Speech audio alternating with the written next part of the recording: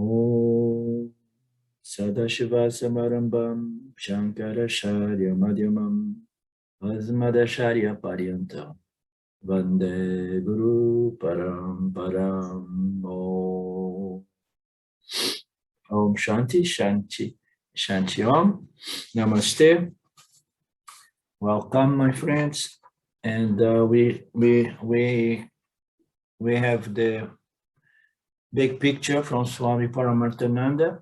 We were unfolding the three states. Last time we did the waking state, and we would be entering the dreaming state here, unless we do some Q&A or something like that. Does anybody have a question? Where is Claudio? Claudio, our official questioner. Hello. No, I don't have questions today. Okay. Then everything was good from last class. Nobody has doubts. Then we go into the dreaming state. So the dreaming state, when we go to sleep, Vishwa, the waking state entity, disappears to become Taijasa, the dreamer. Our identification with the physical body ceases and the external world disappears. What we experience in this state is our internal world with its own forms and experiences. This personal dream world, unlike the objective external world, is born out of the vasanas accumulated in the waking state. Okay, so what we experience is a state, in this state is an internal world with its own objects, let's say. And objects of experience are going to be there, but are going to be there as what? As thought. When we are in the awakened state, we experience in the world a thought object, okay? Because the object is side by side with the thoughts in respect to the objects. So in the dream state, we experience thought, although we somehow manage to project a certain image, a subtle image of the object that goes very, very fast, fleeting image like that, much faster than the awakened state. So we are going to experience our mental, emotional reality, as I often say, is our mental, emotional world, which is basically the impressions, the recordings, the impressions that were left behind out of our experience with the Vyavaharika. We experience the world of thought objects, and then all of that leaves footprints or impressions in our subtle body, in the emotional and thought aspect of our emotional body. I mean, there is the ego there as well. The ego is the one who is going to say, no, I like this and I do not like that. So the ego is there as well. And this subtle body are going to be all the time recording those mental, emotional aspects of the object of experience in the Vyavaharika. So what happens is that before we fall into sleep, we are the awakening entity. The awakening entity works through its physical body and the five sense and the five sense instruments, because we are dealing with the objects in the world. So we need to have the five instruments of perception and action, and the five organs of perception and action as well. So we are in the awakened state, and then we fall asleep, and then we become, as we know, the pranya jiva, that we does not experience duality, and therefore it's very pleasant. Duality is problematic, as we know, because like Papaji used to say, wherever there are two, there is disagreement. Wherever there is duality, there is this magnetic pull of attraction or repulsion in respect to the object, and that disturbs our minds, of course. So the the physical, the entity, the awakened entity, yeah, experiencing the world through its physical body. What happens with that? The sense instruments go off, the physical body go off, and the sense instruments and the instruments of action as well, they are no longer available.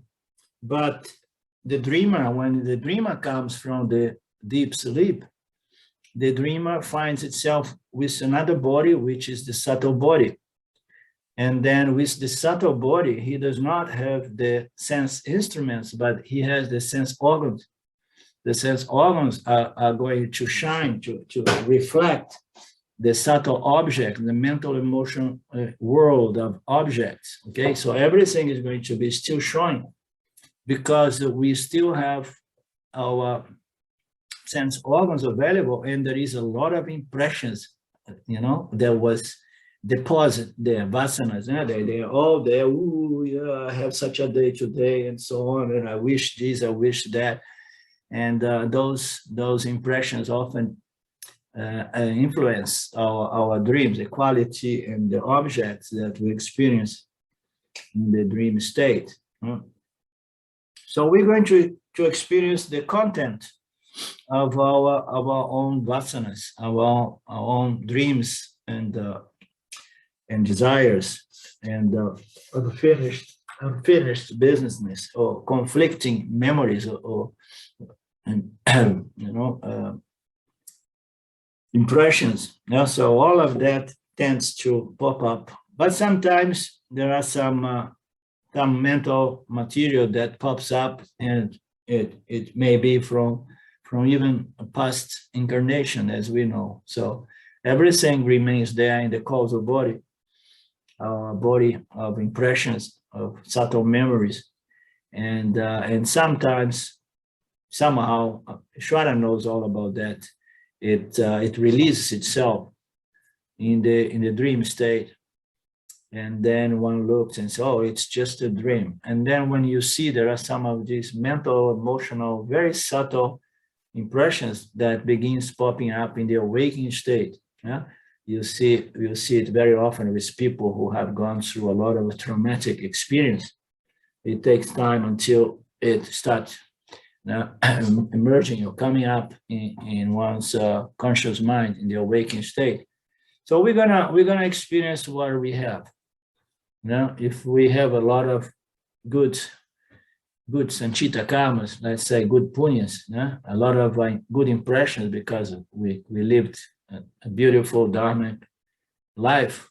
We don't feel guilt, we don't have abiding desires, and so on. So if we're doing well, so usually we don't dream much, or if we dream, we may even dream some nice things, But if we are living a disturbing life, conflicted life, an angry life, or things like that, so chances are that those memories are going to project themselves, because after all, the dreaming state is just our state of mind just popping up in that state,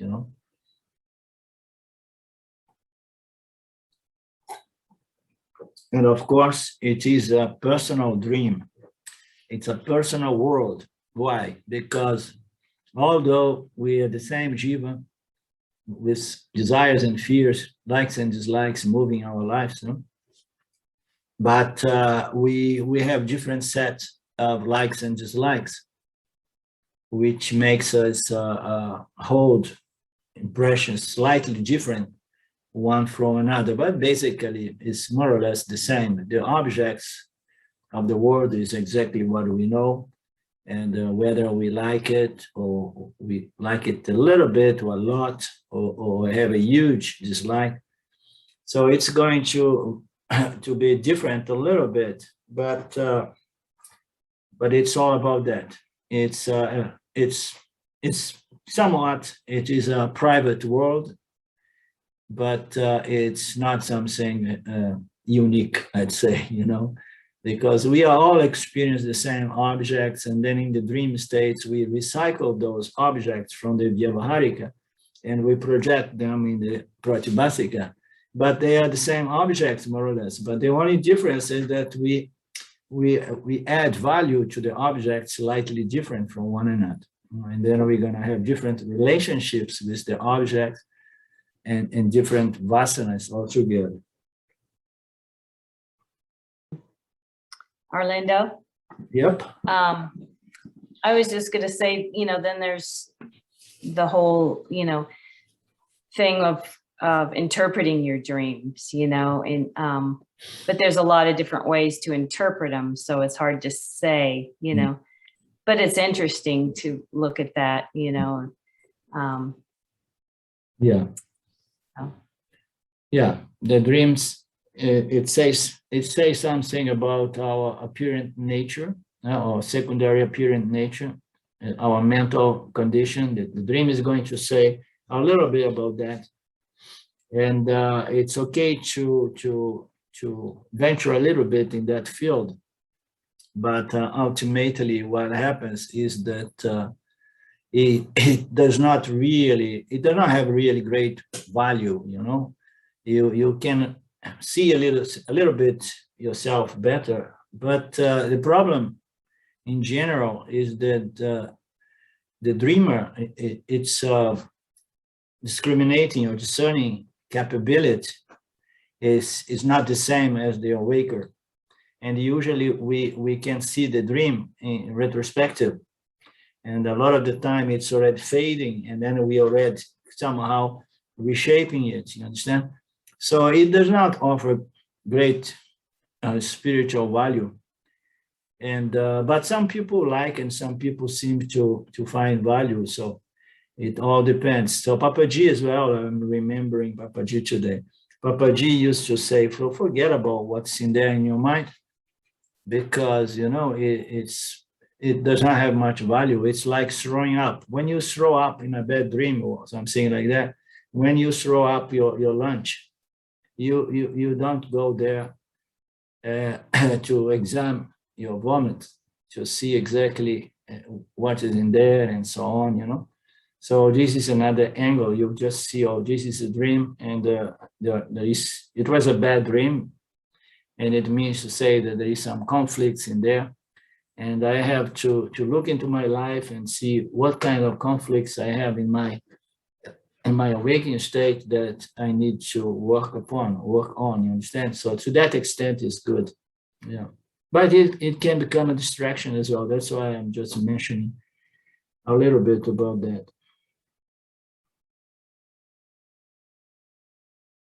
Well, it seems like it could be something from your subconscious mind surfacing also. But it's all about that. But then I guess consciousness isn't your mind. So yeah, I don't know. It's confusing. No, it is the unconscious mind or the subconscious mind come to surface. And we know that a lot of conflicting experience, we push it in the subconscious mind. Because, just imagine when we are children, we don't have a proper intellect to process experience. And there are a lot of experiences that are terrible for the child, and the child has no clue why, things are going that way. I remember when I was a little boy, 5 years old, going to the school and suffering some bullying here and there and feeling insecure, a lot of horrible experience, you understand? And how I'm going to handle it. So we tend to put it, push it under the carpet or in the basement of the mind. So it's all about those subconscious impressions, that a lot of the time they come out like that. And but again, it can be of some value, but once we know, as you said, that the subconscious mind,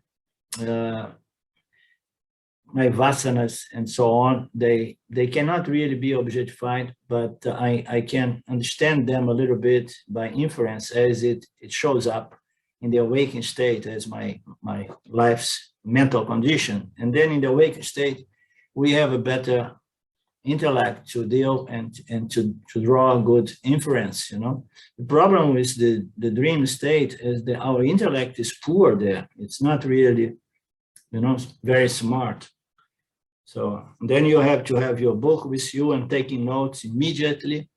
And it can be a nice play, a nice exercise to have some, to get some hints into your vasanas and to, yeah. But if we observe our mental condition in the Vyavaharika, in the awakening state as a visual, and then we have a better clue to infer what was there in the vasana load, what was there in the subconscious mind, because in the awakened state, I have my intellect better equipped for discerning and discriminating and determining things. You understand that, Karen?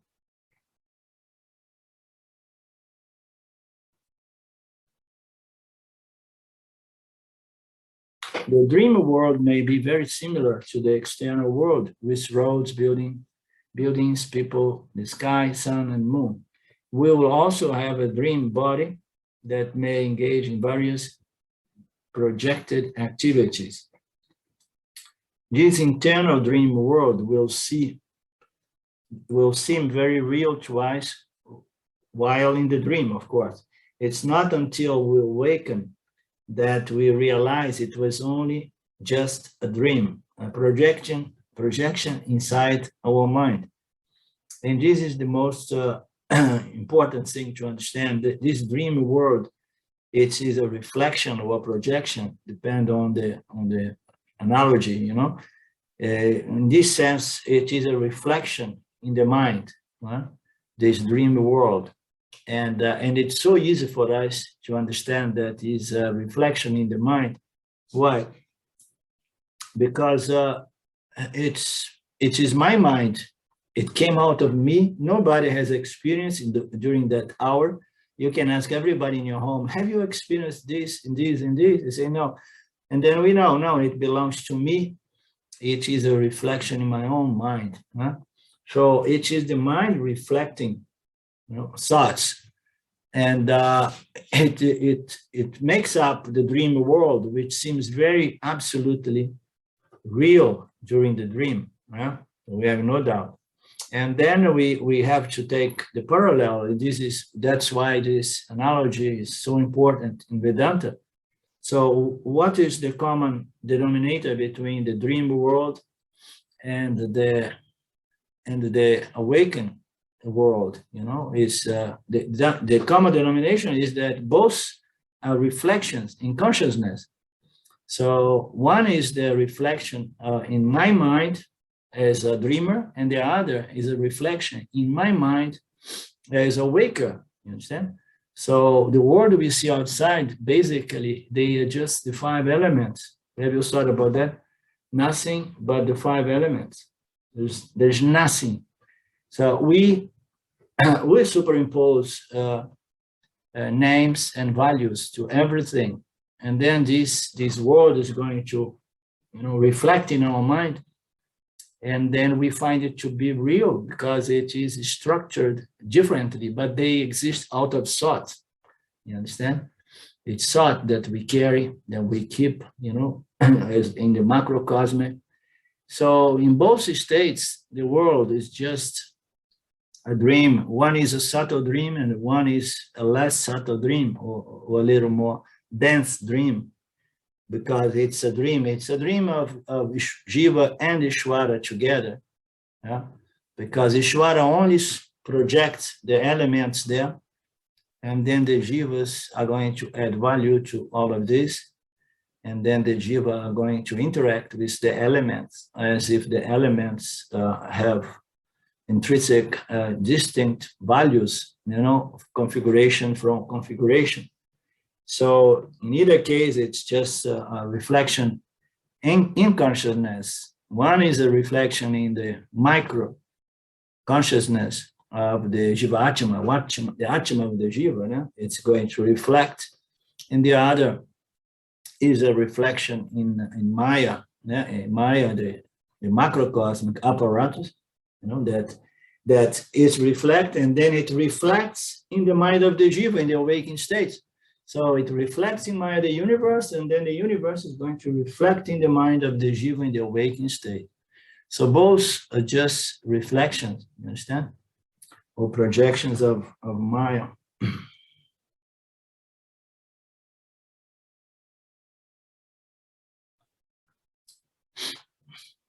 I have a little bit of a cold. According to the scripture, certain dreams have their root in vasanas gathered from previous births. Yes, I have had my share of experience. Between this birth and the previous birth, only the physical body is different. Interesting, huh? I go, oh, but I don't remember, and when I leave this life, and then I'm not going to be me. No, the subtle body is going to be basically the same. The soul is the same, and the subtle body is the same. You're just going to get a different physical body, and then from there, you are going to begin in the awakened state as a child, interacting with the field and supported by the culture, and then you're going to keep feeding value to all the objects in your surrounding.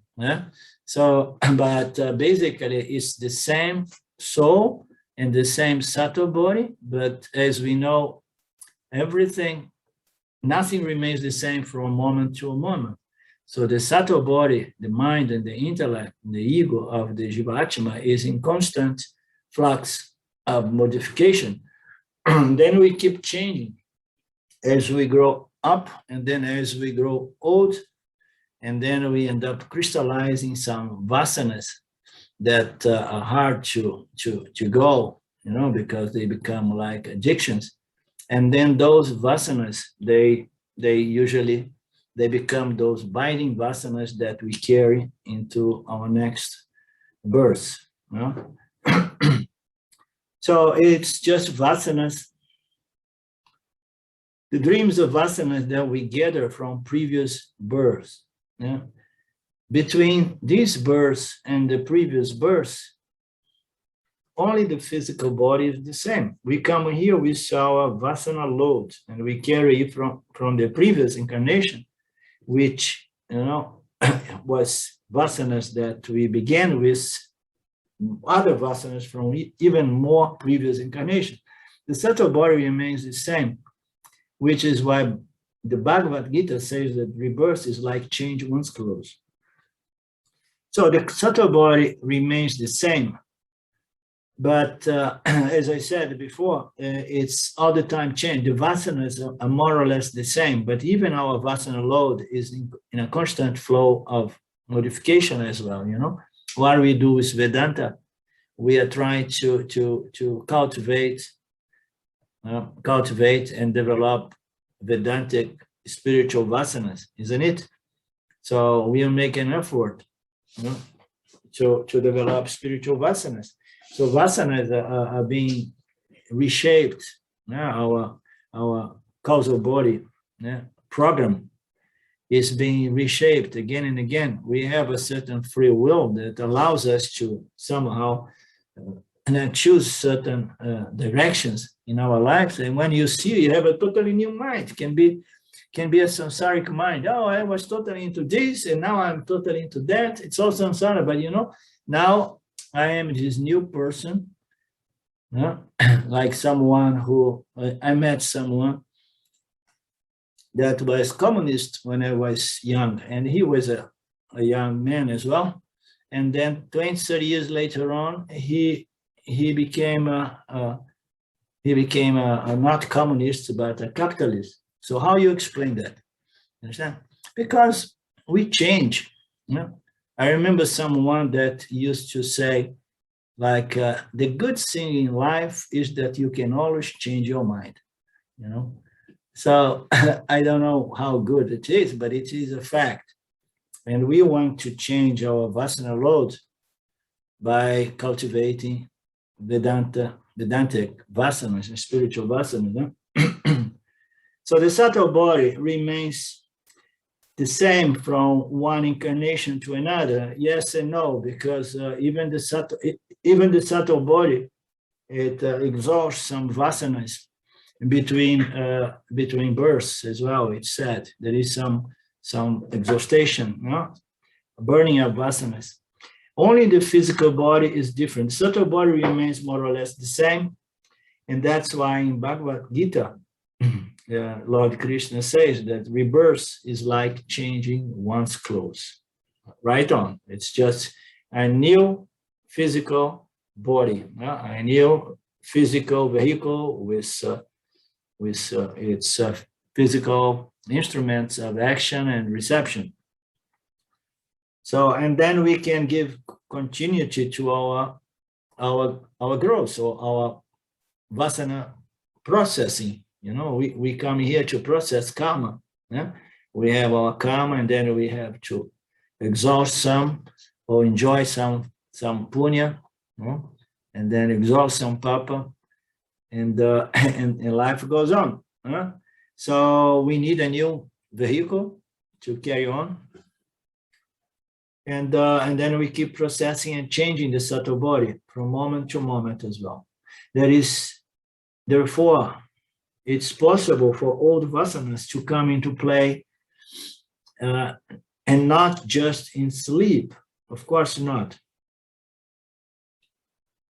I mean, we know that in sleep is just that which has been mostly suppressed, let's say. Or mostly unconscious, and then it pops. But as I said before, so in the awakened state, we're going to see our vasanas surfacing our conscious mind as a desire or aversion, and thoughts and behavior and attitudes and so on. So it's possible for all the vasanas to come into play.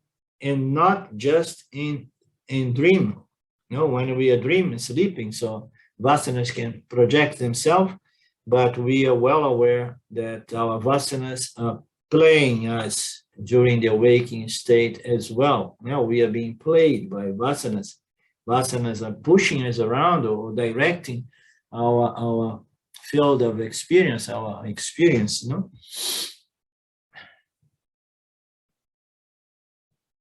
Sometimes we develop a liking or hatred for a particular thing for no reason. For instance, a child may develop a great love for music when they are very young and become a prodigy. That would be a vasana from previous births coming into play. This is a very nice and simple and convincing example. We can never understand why some people come with certain talents that when I was young, and there was a time that I wanted to learn to play a guitar, and then I had a friend and then I started taking class, and I knew someone who never took any class but was born with the talent to understand all of that and listen to something and immediately begin reproducing the sound, saying without having any effort. So we come with those tendencies from previous births. It is the activation of previous vasanas that attracts some people to spirituality. And then we have to remember, oh no, but I don't need to study Vedanta, I don't need to scriptures or a teacher. Why? Because Ramana Maharaj did not need anything. Ramana Maharaj, he came with a huge spiritual vasana. He came already with, I would say, almost self-realized. Otherwise, how could he get self-realized at the age of 16 or 17 without any contact with the scripture, and much less with spirituality? So we become spiritual people because of our spiritual vasanas. My brother, for example, has no inclination, and so in our families we can see it as well. Sometimes in the same family, I often like to talk about my son, my brother. And my brother, we were brought almost, I'm a year and a half, or a few months older than him. We were brought up in the same environment, in the same school, and so on, and we were different creatures, different personalities. Huh? How come?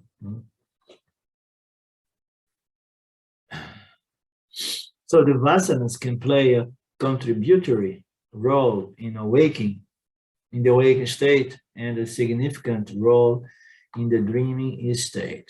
So again, if you want to look at your vasana carrying in the dream state, so just go for it. But it's easier to observe your vasanas in the awakened state.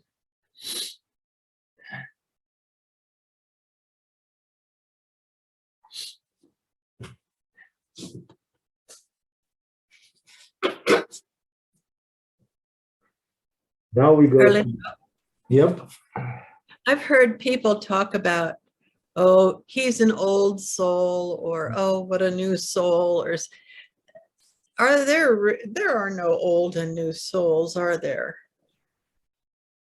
Well, I mean, this is esoteric stuff, and we usually, Vedanta does not touch these subjects, but let's just consider how could the world, our planet's population, go from 2 billion to 8 billion in a century, for example.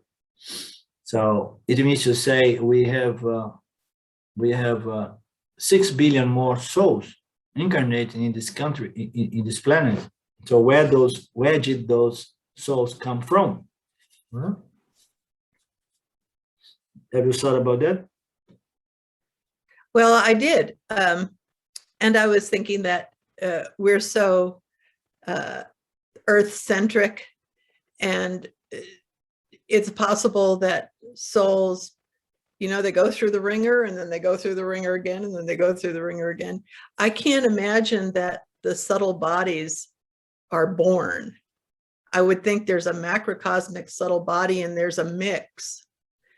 And you don't know if this soul was growing up on, assuming that, Vyavaharika is not just totally a projection from us earthlings, but some other planet, some other, Shristi, but their sort of souls are unborn like everything, right? So yeah, I mean, as we know, this manifestation is not linear, and it's cyclical. It's from the macrocosm to the subtle to the manifest Vyavaharika. So of course, all the souls are there in the overall soul, or in the macrocosmic soul, and some will say that some souls from the animal realm are going to be promoted into living souls, or human souls. I mean, there are so much can be said about that, but it's not my interest, and much less my expertise. You understand? But it's easy to understand that. I mean, we have so many more souls, in this planet right now. So they must become from the macrocosm causal body, in which there are a lot of souls in the waiting room, just waiting to be designated again, a body to process one's karma, and who knows, maybe there are different areas or places or dimensions or planets in which people can go from one place to another. I mean, as I said, I don't know these esoteric things. Do you, Mark? it's probably. Lynn? Oh, I'm saying it's probably unknowable. I'd like to hear what Mark has to say about it.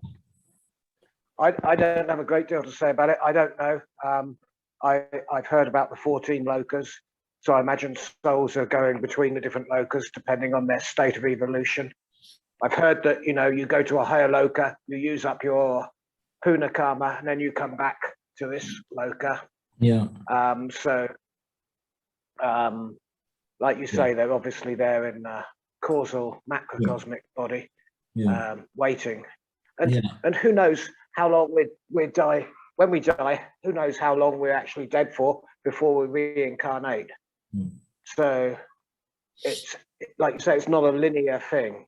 So it's difficult to know.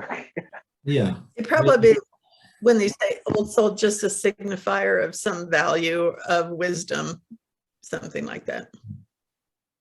It's so good that Ishvara knows how Yeah. to keep it all together. And what is most relevant to us is whatsoever we get it is what we deserve.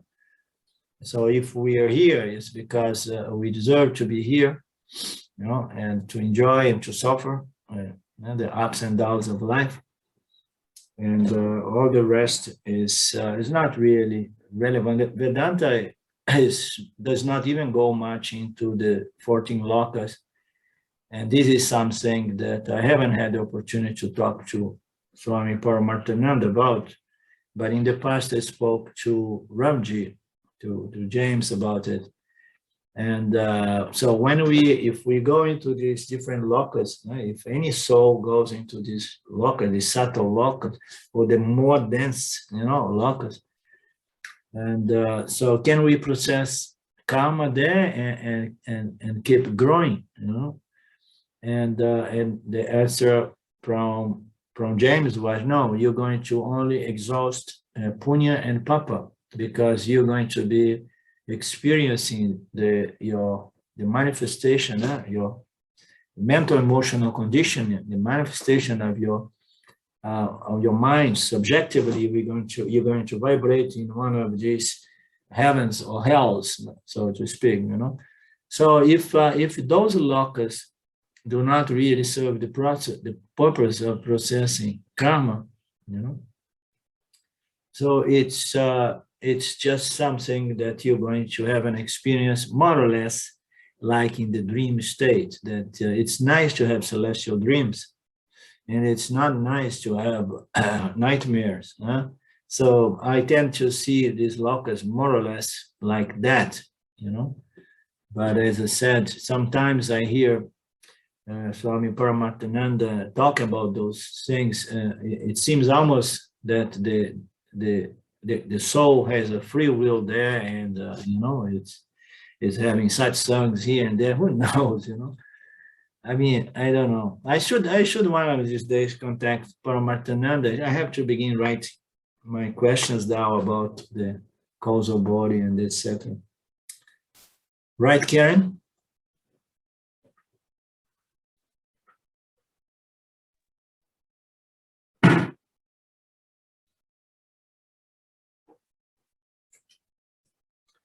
Okay. Oh, now the deep sleep state. In the third state of experience, the experiencer is known as the prajna. No longer experience as thought, neither object. So they don't experience, the prajna does not experience either thoughts and of my inner world, my inner impressions, or subtle memories, and much less the external objective world. So we don't have anything. So why? Why does that happen? You know why does that happen, Claudio? If you have an idea, or anybody else?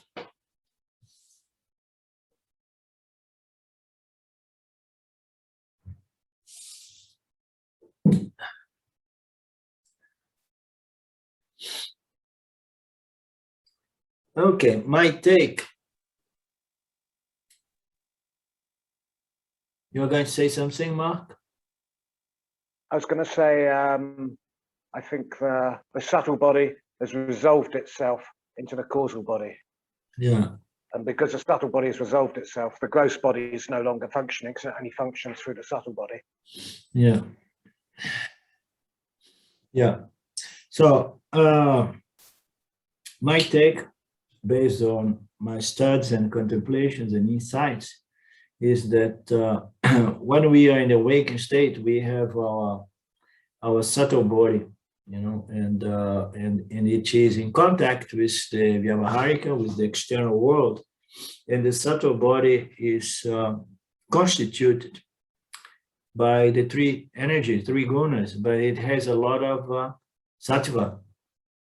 So the sattva, the world here, the Vyavaharika we experience, it's a reflection in the mind of the Jivatma, which is a micro mirror of consciousness. You understand it? Consciousness reflects as human consciousness, and the world of thoughts objects is going to shine. Why? Because the subtle body, it has a lot of subtle sattva, and sattva produce a reflection or a light,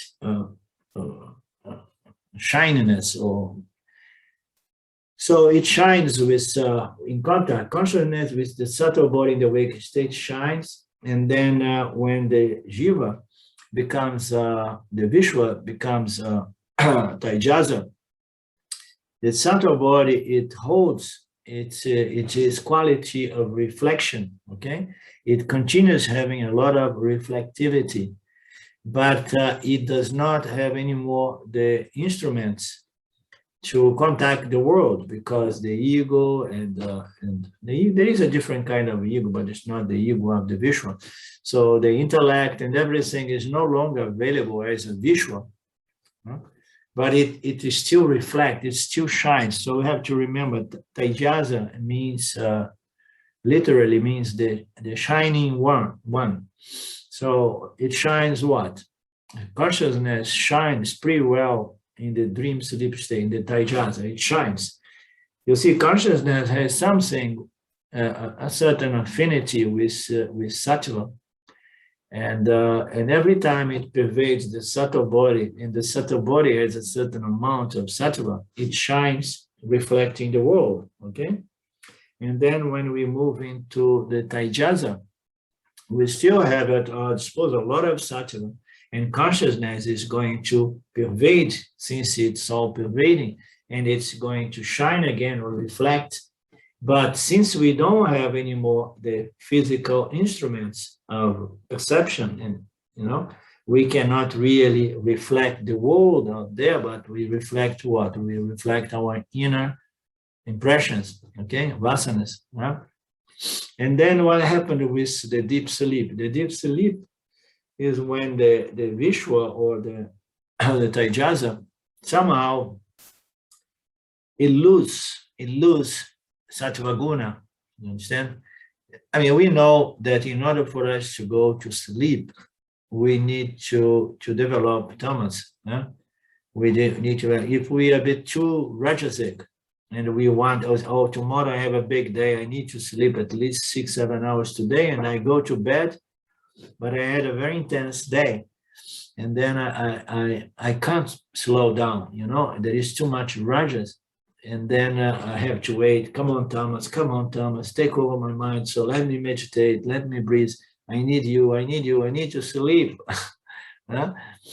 And so the mind has to somehow lose sattva and develop tamas. In other words, rajas and sattva, because in the dream world there is a lot of rajas as well to project the dream world. We have rajas and we have sattva that is going to shine and project or reflect. So we have those two energies, okay?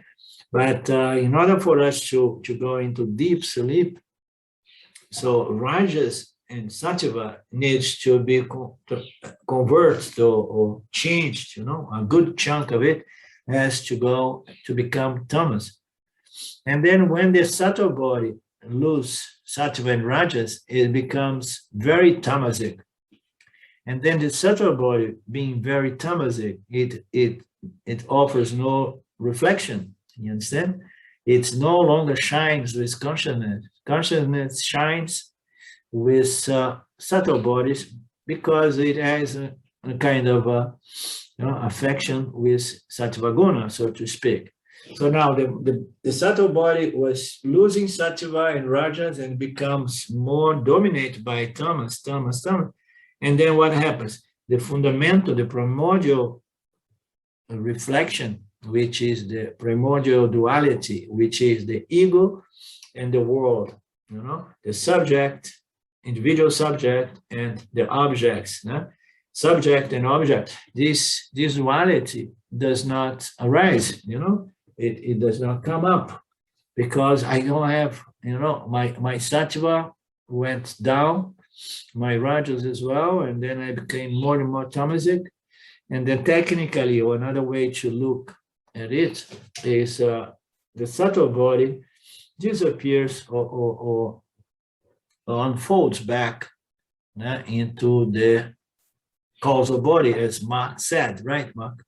So the subtle body somehow it loses its ability to reflect. So generally we say that it folds back or shrinks back, or into the causal body. But the subtle body, it still remains there as a potential. It's just a question of a more or less sattva and rajas. And then you see, when sattva start developing, and then there is some thoughts start coming up. And when you see you are dreaming, there are some images in the dream, and the dreamer are there as well. It's just a play of the three gunas.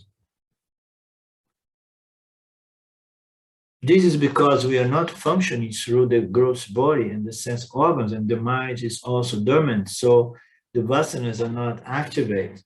So we do not experience the external world, and this is because we are not functioning through the gross body.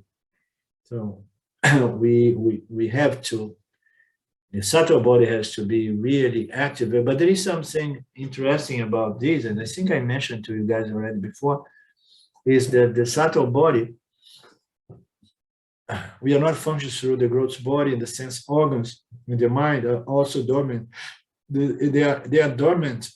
Our subtle body, some of the functions of the subtle body, like the instruments of perception, action, and then also the mind and the ego, as we know in the awakened state, it's suppressed or becomes dormant. So, and then vasanas are not activated. So the vasanas, you see, this is because we are not functioning through the gross body and sense organs, and the mind is also dormant. So the mind is also dormant, yeah. So the vasanas are not activated. So the vasanas do not project themselves because of the suppression of those gunas, and we don't experience our physical body, that's for sure. But what I want to say is that there is a function of the subtle body that remains active. Thank you. So when we go into the deep sleep, as we have seen, we don't experience the outer world and neither the inner world. There is nothing going on. There is no reflection. There is no projection. Yeah, I remember. But there is an aspect of the subtle body that is still functioning. And I was asking Claudio if he remembers. There is a function of the subtle body that is still working. All other functions are dormant. But as we know, the five physiological systems need to work through the three states. Otherwise, we would go into deep sleep and we will never come back again. So the mind is dormant and the ego is dormant. The reflection is not showing up. There is no objects. There are not even thoughts. But there is something which is the vital air, the intelligent vital air that is there, is still keeping everything in order. It is beautiful. There is a passage in the Tripura Rahasya that it's a huge analogy, beautiful, that book. And then it talks about that, the pranas, you know, that when the entire seat, you know, it was an analogy about when the seat is sleeping, and then there are a lot of different aspects of society that is described in analogy as the ego, as the sense organ and sense instrument, but in the context of a seat. And then when everything is dormant, everything is asleep, and then we have the guard of the city, which is the pranas, the intelligent, vital air, you know, keeping everything. That's just to say that, you know, you are always there, and even your pranas, you know, are always present through all the three states, not only consciousness, but the pranas as well. But this is because we are not functioning through the gross body and the sense organs, and the mind is dormant. So the vasanas are not activated. Involuntary actions, such as blood circulation, here it talks about this subject. Involuntary actions such as blood circulation, respiration, digestion still continue in the physical body, but there is no conscious, willful functioning through the body-mind. Well, guess what? There is no such a thing as conscious, willful, you know, physiological prana functions, you know. Ishvara does that for us. Thanks God. Just imagine if I have to willfully to remember how to breathe properly, or how to digest properly. So it means to say we are not conscious of the pranas. We are not conscious of our digestion and our respiration, our temperature regulations, and so on. There is total blankness in which experience of either the external world and the inner world is absent. The state of dreamless sleep is one of relaxation without any strain, which is why it is highly refreshing and healing for the body-mind, isn't it? We love to have a nice, deep, dreamless sleep, because it refreshes so much. That's why the yogis, they say the yogis are very much addicted to Nirvikalpa Samadhi, because it's a self-induced sleeping state. Otherwise, we have to wait for those 5, 6 hours, 7, if we have good punya. People who have a lot of papa may get only a few hours of a lot of disturbing dreams, and with some gaps, or breaks of deep sleep. But the yogi say, no, I want to take control of my life. I want to dream when I want to dream, and I want a dream, or I want to sleep when I want to sleep, and I'm going to develop Nirvikalpa Samadhi Vasana so that I can sleep. And because when I sleep, I find my body, mind is so fresh and health, and sattva guna, and deep sleep. It has a huge play in restoration of the body, mind.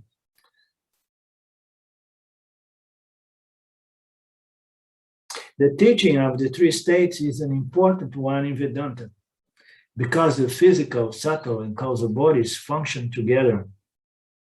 It's not easy to understand them distinctly. It's easier to isolate them when we understand in which state each of them functions predominantly. Very nice. This predominantly I like, huh? It means to say that we, even in the awakened states, we may be dreaming a little bit and sleeping a little bit here and there.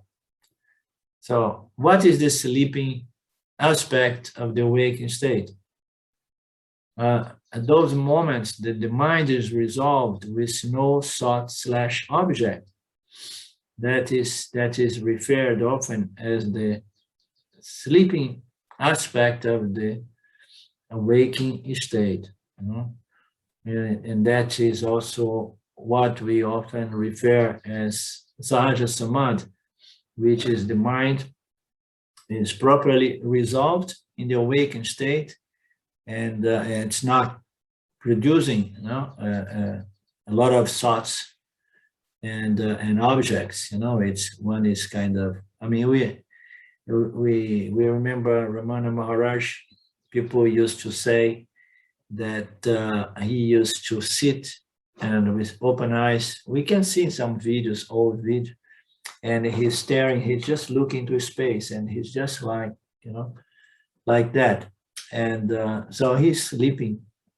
And Papaji used to say that when the whole world is awake, you sleep. Right? And then when the whole world is asleep, you awake. Right? You awake as consciousness, you know, and then the whole world is asleep, but you are there as consciousness.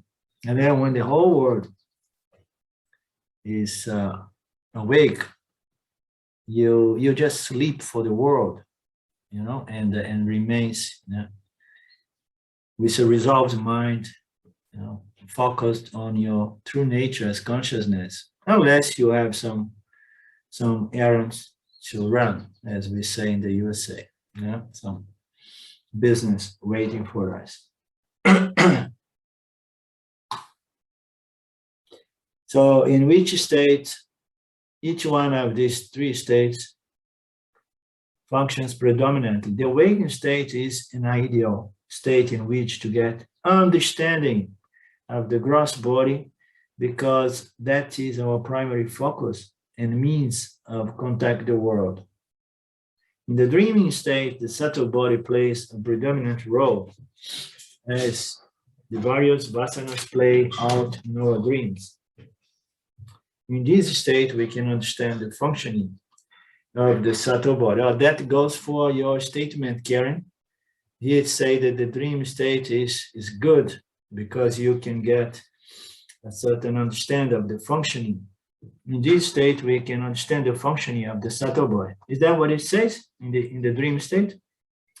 Because the subtle body, it shines and it reflects, you know? And it's going to reflect. And when we are sleeping, still the Taijasa, the shine one, is going to reflect. So you get some understanding of the functions. But I don't quite agree with the statement that in the dream state, the subtle body plays a predominant role, that's for sure, as various role vasanas play out in our dreams. It is a state we can understand the functioning of the subtle body. Just the last sentence. This dream state is the state we can understand the functioning of the subtle body.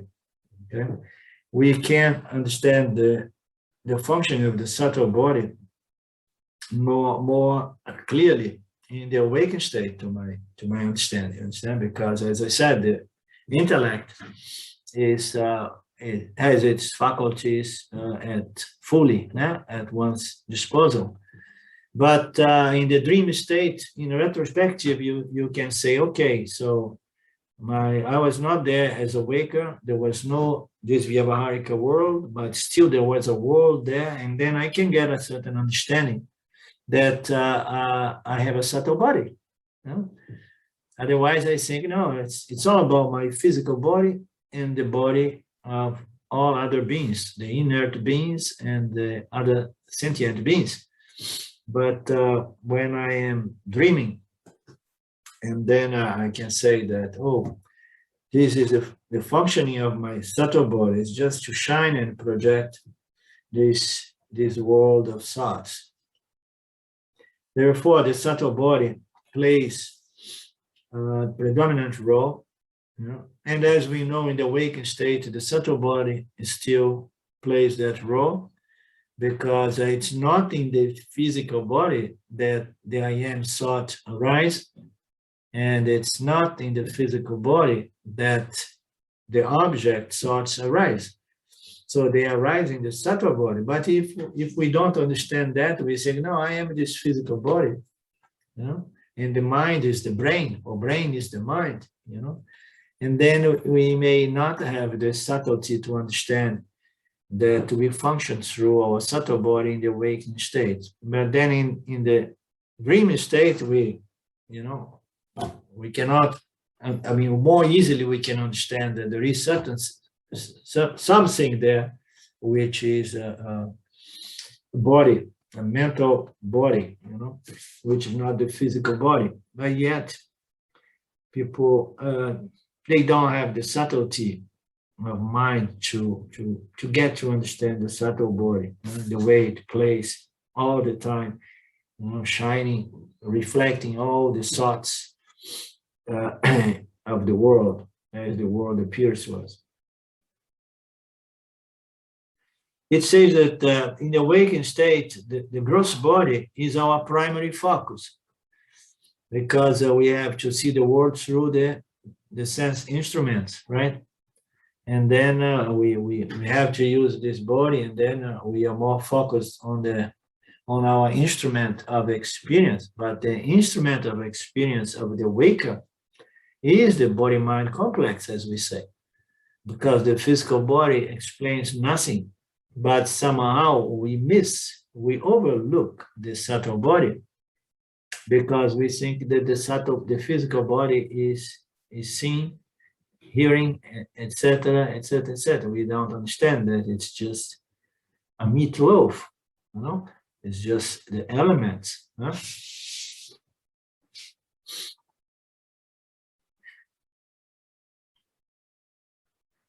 Whereas in the dream state, the subtle body plays the predominant role.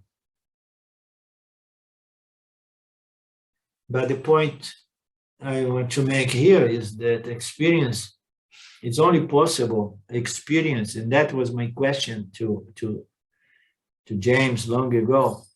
Experience is only possible when the mind or the subtle body is associated with the physical body and having the instruments of experience at its disposal. And then it's a body-mind complex. So a jiva as an experiencing entity, you know, is better defined not just as a dreamer, although there is an element of experience there, but the jiva, the entity that experiences and knows, the knowing experience entity, can only be defined or understood as operating through the body-mind complex. It's one organism somehow, you know, once they are integrated, and then we can experience the world. Otherwise, we're going to experience what? We're going to experience our thoughts, our vasanas, exactly like in the dream state. You know? The deep sleep state, let's finish. Can I go on a little bit more? Anybody needing to go? You have to go? Oh. And how about I you? would see the recordings, no problem. Okay. The deep sleep state helps us to understand the causal body. In this state, all the functions of the gross and subtle bodies are resolved back into the causal body. Now we're going to enter the causal body, which is quite a subject, and I want to explore it nicely with you guys. Let's leave it for next week, okay? I thought it was just to finish this, but once we start going to the causal body, and then we are up to some brain activity, yeah. Okay. I'm sorry. It's good we are having a virtual class here. My flu cannot be transferred to you, but as you can see, I'm a little bit slower today. Om Purnamada Purnamidam Purnamudachyate Purnasya Purnamadaya Purnameva Vashishyate. Om Shanti Shanti Shanti. Thank you, Lord. Thank you, my friends. We meet again soon, Ishvara willing. Namaste. Ciao, ciao.